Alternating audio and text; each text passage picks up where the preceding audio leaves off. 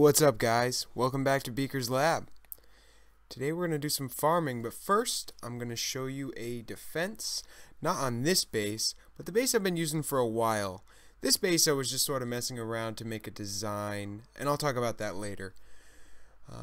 So let's show the defense, but also we need to talk about the update. You guys have probably heard there's an awesome update coming. We've got some great things like Elixer is going to be able to use to upgrade walls. That's pretty cool. I'm starting to like that idea. And Valkyries are going to get a reduced training time. That's good. They were still too long to train, and that's really why nobody uses them. Also price, but I think they'll be more useful now.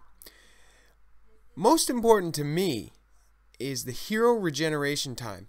The regeneration time was way too long for what they are now. Before, with max level 40 heroes, your regeneration time was 3 hours from, a fully dead hero. That was a long time, but you were regaining, with the Barbarian King for instance, you were regaining over 1,500 health points per hour of regeneration.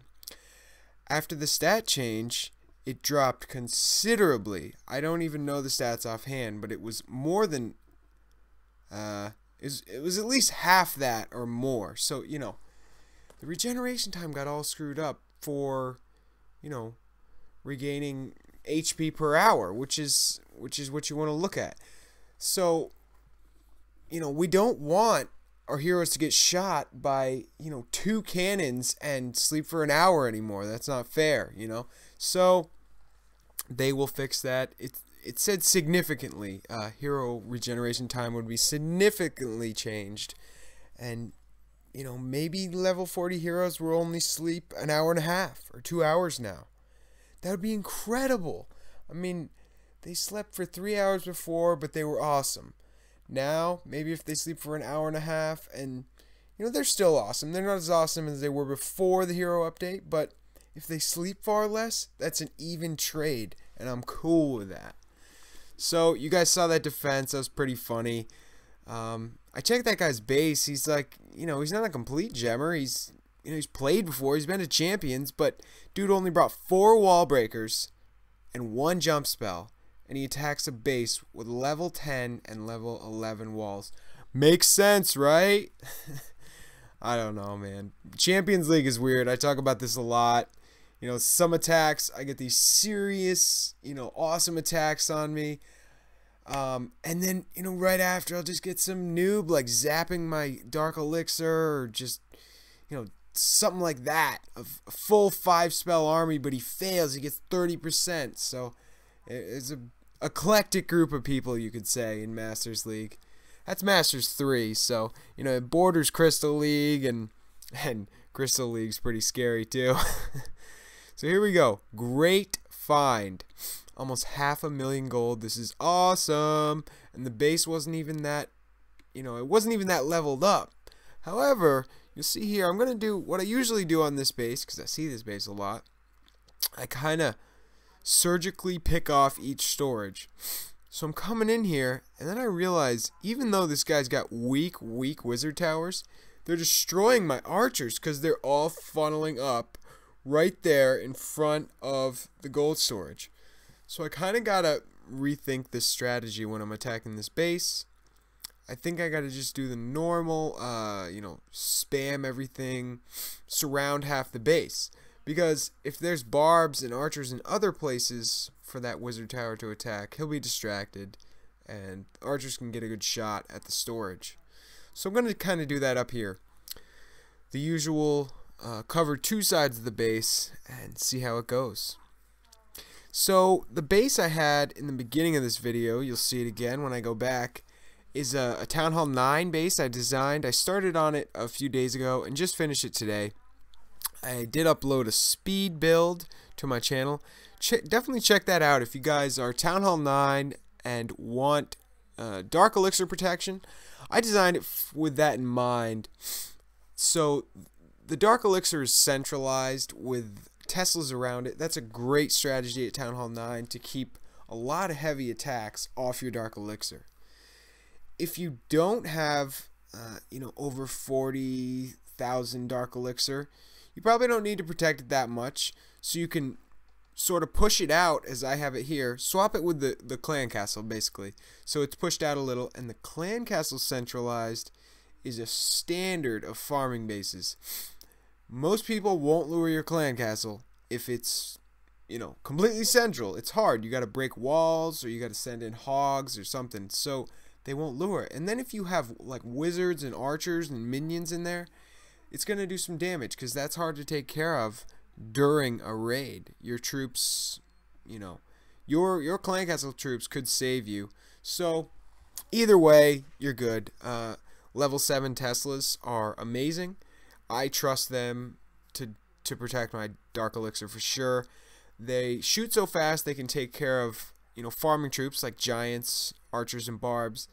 And they have so much damage they can take care of dragons, P.E.K.K.A.s, and heroes as well. They're really the best chance you have at Town Hall 9. So here, another simple Barch. This was a good find, although it wasn't huge loot. That was real easy. The storages were on the outer layer, and the two on the top were straight up outside. I really just covered half the base with my Barch there, and put the heroes on the bottom to get the 50%. So you guys also saw another sneak peek that I was real excited about. You guys might be if you're Town Hall 10. Was a new level of barbs and archers. This is cool, no matter what. I mean, even if the stats aren't that much, which they won't be, especially for the archer, it's still cool. So look here, I have 240 archers and barbs. Even if the stat increase is super small per troop, I got a lot of them, so it adds up. And sometimes, just a little bit more push helps a lot. With wizards, that stat increase was small from level 5 to 6, but it still helped. Another thing I'm interested to see is archers. So with mortars and archers, there's this correlation between the level. So a level 6 mortar can one-shot a level 6 archer. Level 5 mortar can one-shot a level 5 archer. But below that, they can take 2 hits. So a level 5 archer can take 2 hits from a level 4 mortar. Now, I don't know if that's going to continue with these new level 7 archers. Hopefully, it would make sense that they'll be able to take 1 hit from a level 6 mortar and not die. That'd be pretty cool. However, it's not going to really affect me and a lot of Town Hall 10 farmers, because we don't see bases with low-level mortars very often. Most people in Masters League and higher leagues have level 8 mortars, and there's not going to be an archer that can withstand a level 8 mortar anytime soon. But that's alright. That's what barbs are for. So this barb is probably going to get a good stat increase. Barbs have a lot more health, a lot more than an archer, and their stat increase percentage-wise should be significant. So I'm real excited about it. Also, have no idea what to think about the Dark Troop. Obviously, we saw some hints a while ago that there was the leaked footage of a flying troop. It didn't have the graphics on it yet, so it's hard to say what it could be. It looked big in the in the leaked footage. So, I mean, a lot of people in my clan are hypothesizing, thinking it maybe like a golem, sort of a tank for the air. That's certainly possible. Or I'm kind of thinking each Dark Troop has had a real specialization in something. So start out with the minion. He's a small flying troop. Hog Rider just started out being able to jump walls, but then was given the specific target defenses and jump walls. And then we got Valkyrie. Her special ability isn't as pronounced, it's splash damage, but I think her skills will progress and we might start to use her more soon. Then of course you've got the Golem, who's special. Oh, what's it? Oh, it splits in 2. Yeah, Golem splits in 2, and the Witch spawns more troops. So each of them has this distinct, little thing that every other troop doesn't do, every normal Elixir troop doesn't do. So if this is a flying unit, it's gonna do something that we haven't seen before out of another troop, and that's really exciting. Possibly it will, you know, help against a certain type of base or a certain defense.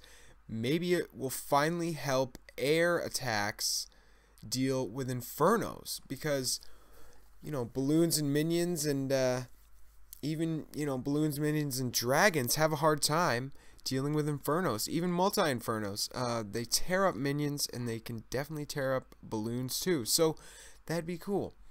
We'll see, though. We obviously won't know for sure until the update drops, but it's exciting.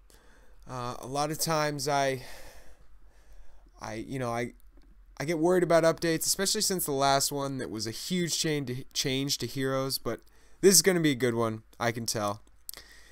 You guys should be excited. If you don't have max walls, you can start to use that elixir that you've been piling up to upgrade those things.